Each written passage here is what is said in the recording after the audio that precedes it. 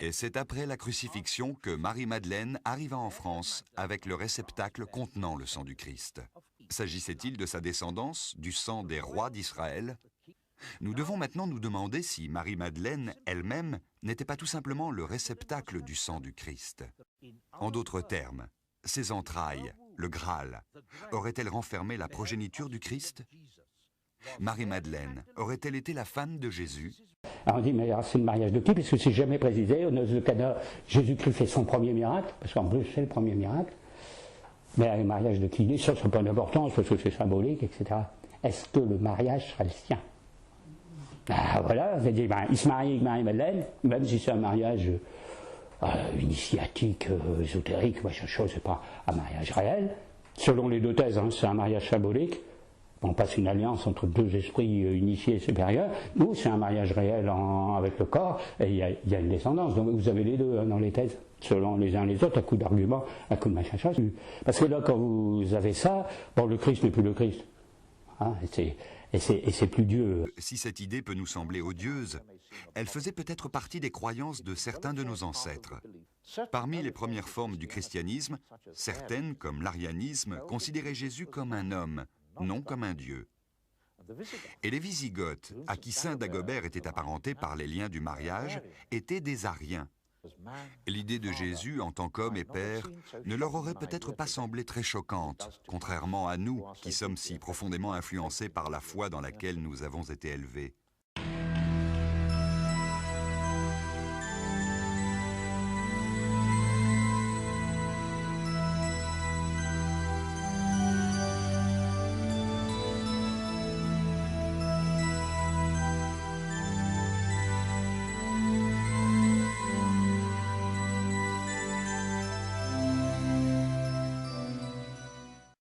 Pour les catholiques, le Père, le Fils et le Saint-Esprit sont parfaitement divins, parfaitement égaux, parfaitement éternels.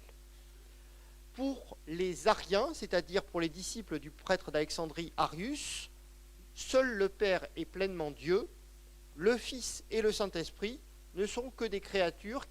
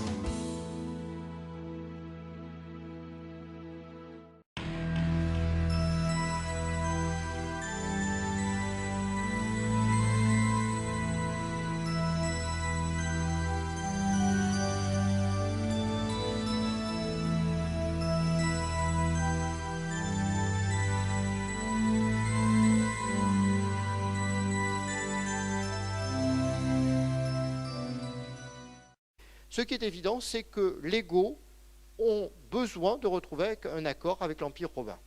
Effectivement, en 412, ils trouvent un accord, et en 418, l'accord est formalisé. Désormais, l'Empire romain donne aux Goths toutes les provinces d'Aquitaine et d'Espagne à garder et à exploiter comme gage de leur fidélité. Les Goths vont désormais fonder un royaume que l'on va appeler le royaume de Toulouse, qui comprend donc toute l'Aquitaine jusqu'à la Loire et une bonne partie de l'Espagne. Et pourtant, il y a une bizarrerie.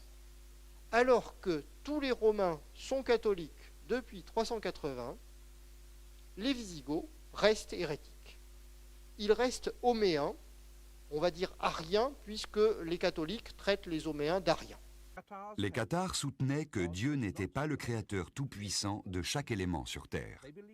Ils croyaient que l'univers physique avait été créé par un dieu du mal, Rex Mundi, le seigneur de la Terre.